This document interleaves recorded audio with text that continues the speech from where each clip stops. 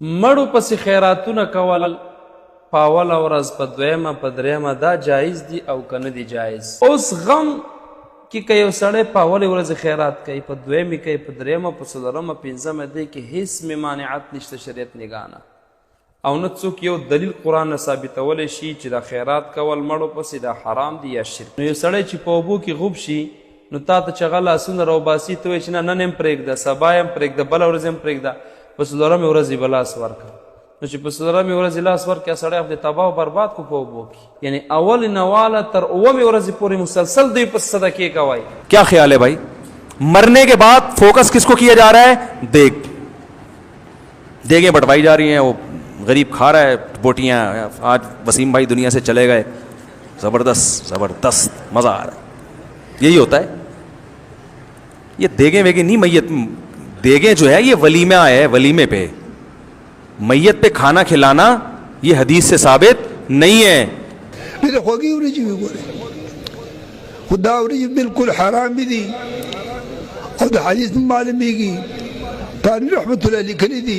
پتہ نہیں کب سے جنازے پڑھتے آ رہے ہیں، پھر ادھر کھانا پینا، بریانی کی دیگیں ماشاءاللہ، اس کے گھر میں میت پڑی ہے اور ادھر ان کو فکر ہے پتہ نہیں کھانا کیا ملے. کتنے افسوس کی بات ہے. اور محلے والے سب سے پہلے بیٹھے ہوتے ہیں. تو یہ اس لیے ہمیں صحابہ میں یہ نہیں ملتا کہ کوئی مر جاتا ہو تو صحابہ دیگیں بانٹتے ہیں اور لوگوں میں کھانا کھلاتے. ہمیں صحابہ میں ہی ملتا. حضرت ابو بکر کا انتقال ہوا تو کہیں نہیں ملتا کہ حضرت عمر نے دیگیں بانٹ کے کھلائی ہوں. کہیں بھی نہیں ملتا کہ حضرت عمر نے تمبو لگایا چلو بھائی ابو بکر کا انتقال ہوا کھانا کھاؤ غریبوں کو ثواب ملے گا. صدقہ چھپ کے کیا جائے اور اس میں بھی یہ نہ بتایا جائے کہ چاچا کا انتقال ہو گیا اس لیے میں تمہیں دیکھ کھلا رہا ہوں. تو یہ چیزیں اسلام کے مزاج کے خلاف ہیں. میت کے گھر سے دعوتیں نہ چھوڑ دیں، یہ حرام ہے، یہ کبیرہ گناہ ہے. چھوٹا گناہ نہیں، کبیرہ گناہ کہہ رہا ہوں.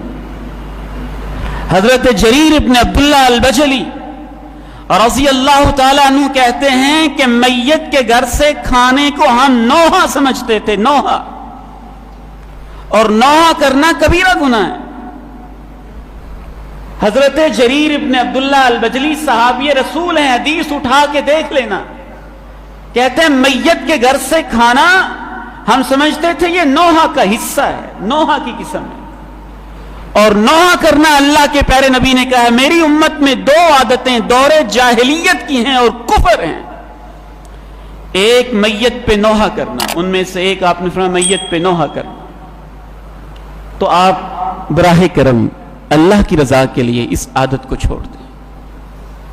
بالکل کھانے نہ تیار کریں، بالکل دعوتوں والا ماحول